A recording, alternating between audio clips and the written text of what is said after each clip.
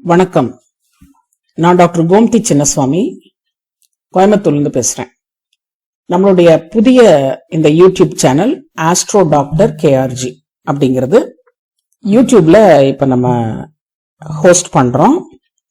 இதுல உங்களோட நான் பகிர்ந்துக்க இருக்கிற விஷயங்கள் என்னன்னு கேட்டீங்கன்னா, எளிய பரிகாரங்கள் வாழ்க்கை முறையை மேம்படுத்துமா அப்படிங்கிற தலைப்புல இப்போ ஒரு ஃபர்ஸ்ட் வீடியோ கொண்டு வரேன். உங்களோட இன்னைக்கு ஒரு இன்ட்ரோடக்ஷன் கொடுக்குறேன். நம்மளோட பாடியில, உடல்ல சக்கரம், நாடி, ஒளி உடல் இதெல்லாம் இருக்குங்கிறது உங்களுக்கு தெரியும். தெரியாதவங்களும் இருப்பீங்க.